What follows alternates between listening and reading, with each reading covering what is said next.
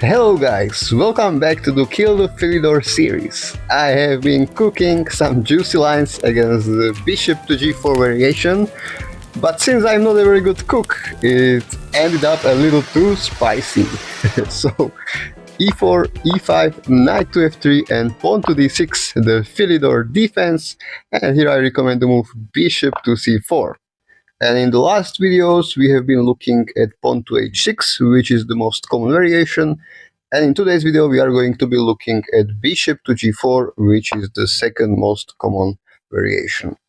So here I would suggest that you play pawn to d4, strike into center, open up some lines, so this opening isn't so boring as black would like it to be.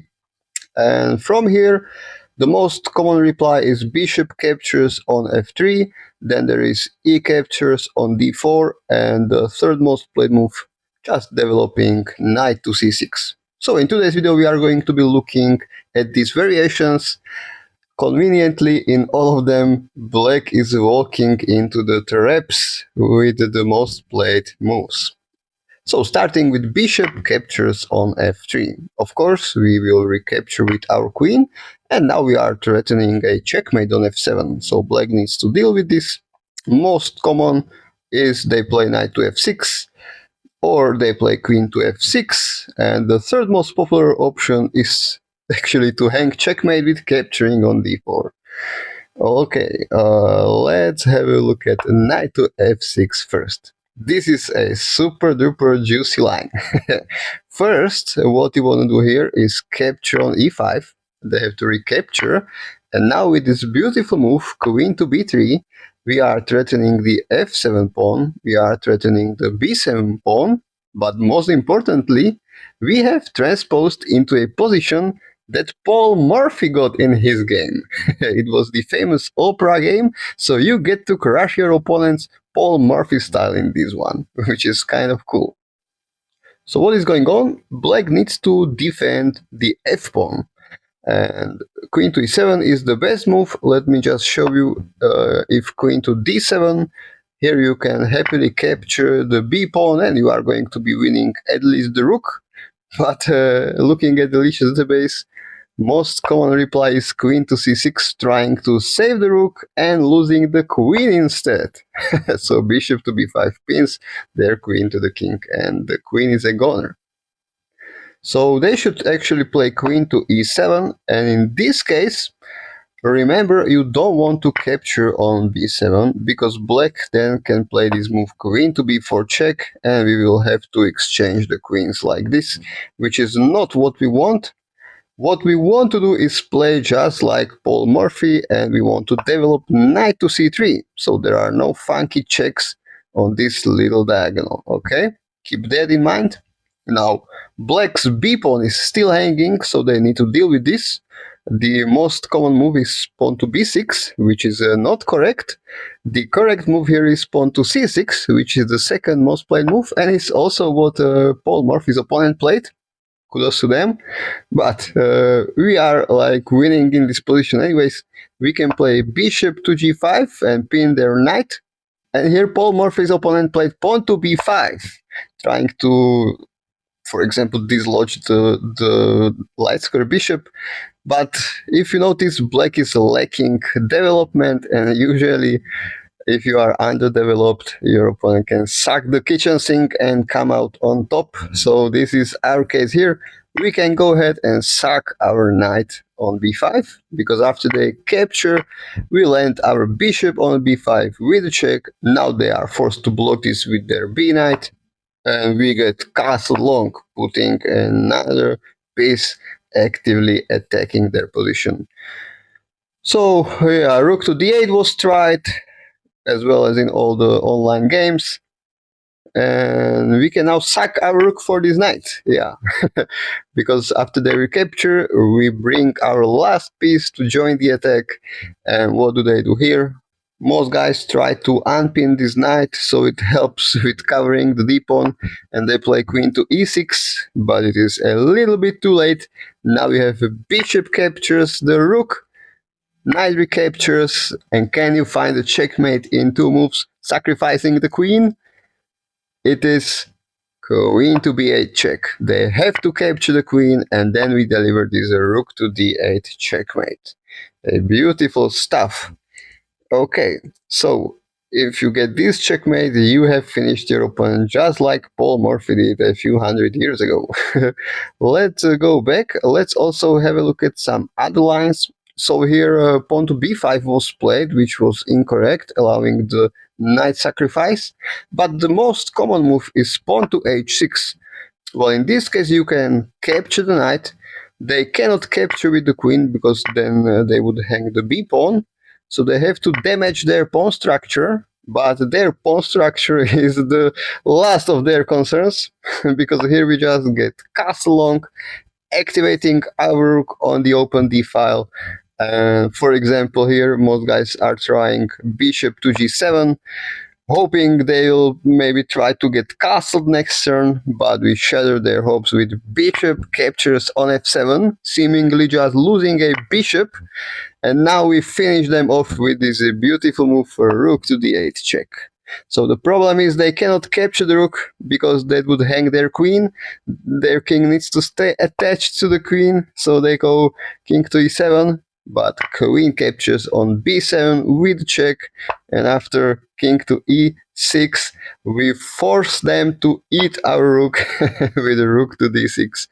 Now they have no other choice but to capture the rook, and we win the queen like this.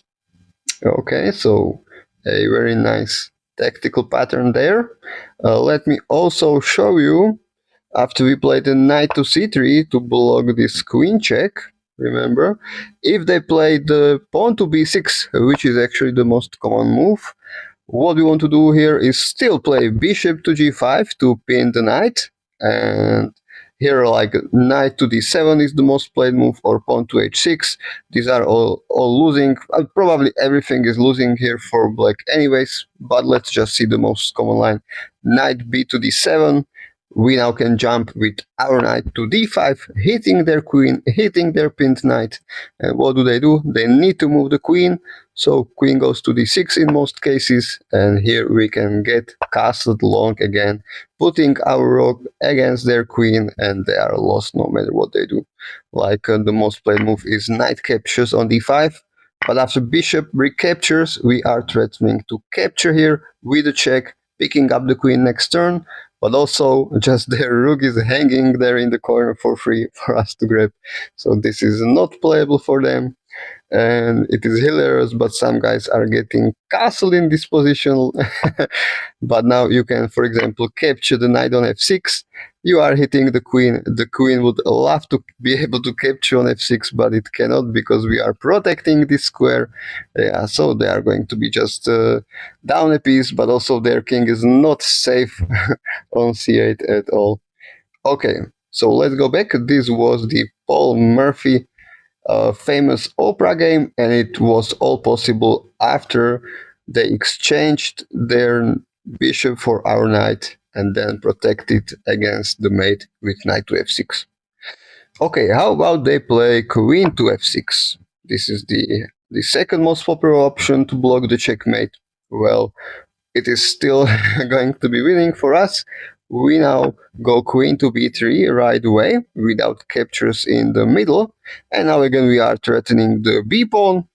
So look at this, nearly 90% of the time people are trying to save the pawn with pawn to b6, but now we have this knight to c3 move, looking at knight to d5, which is a big threat, and unfortunately they cannot stop it.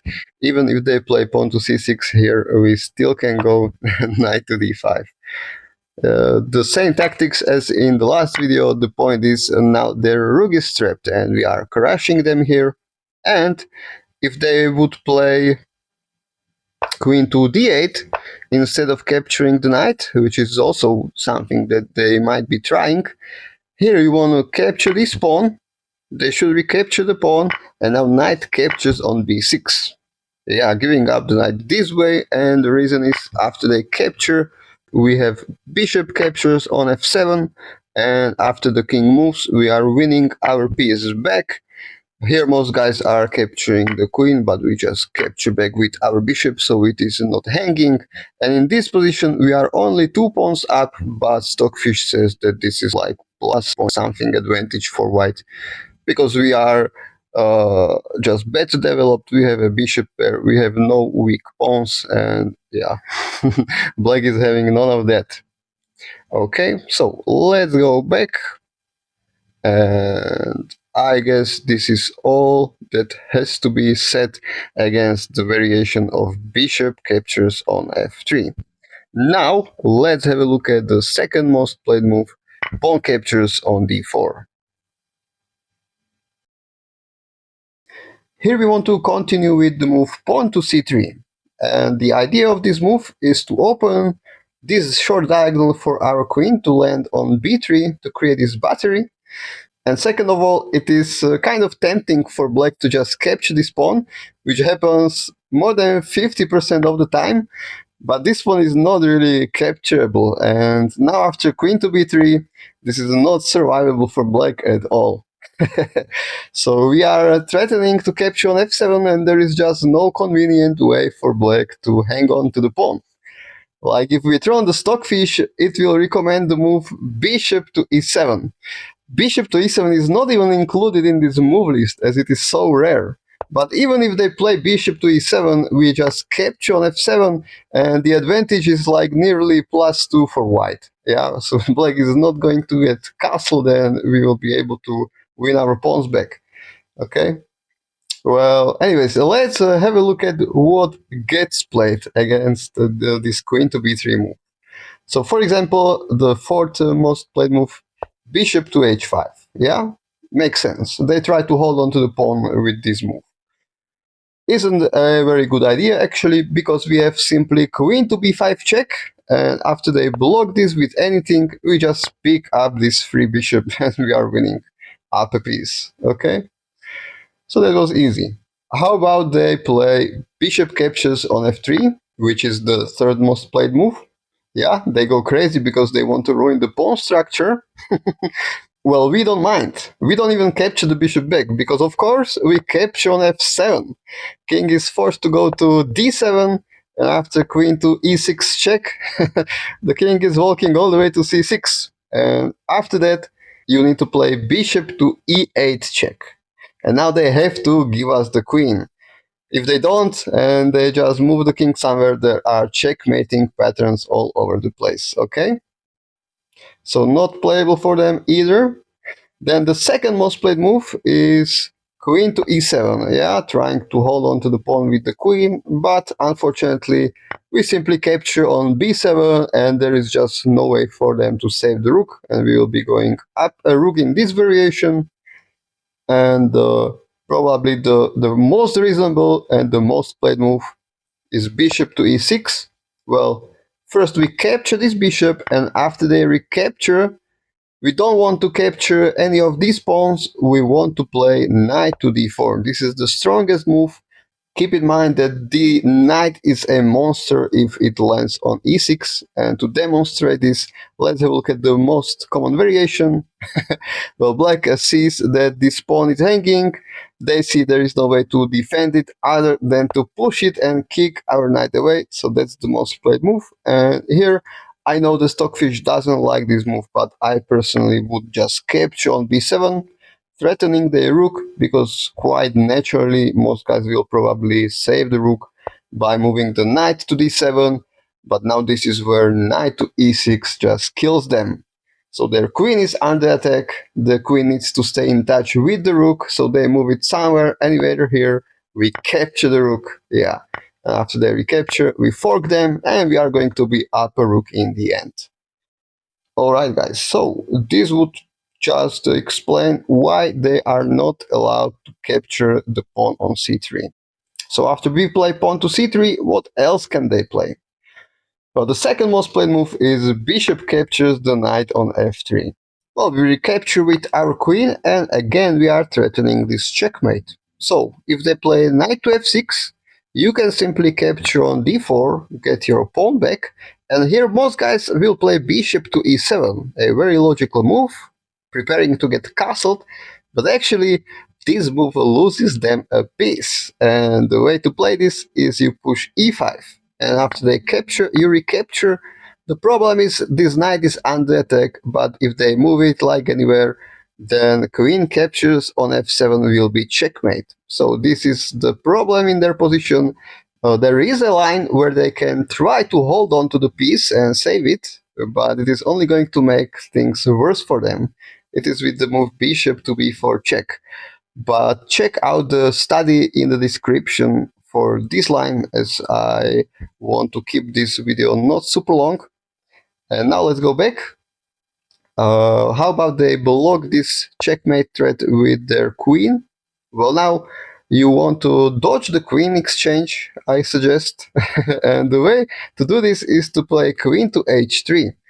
And it sets a little trap which your opponent might miss, because looking at the Lichess database, the most played move is just d captures on c3, not realizing that we have this super strong queen to c8 check.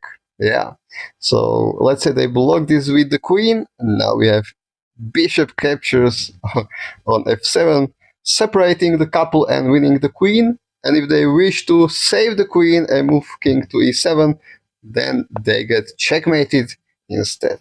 Okay, so let's go back. This was after the second most played move, bishop captures on f3, and I'll just have a look at the one little trap if they play the third most played move, trying to be solid and just develop a knight to f6.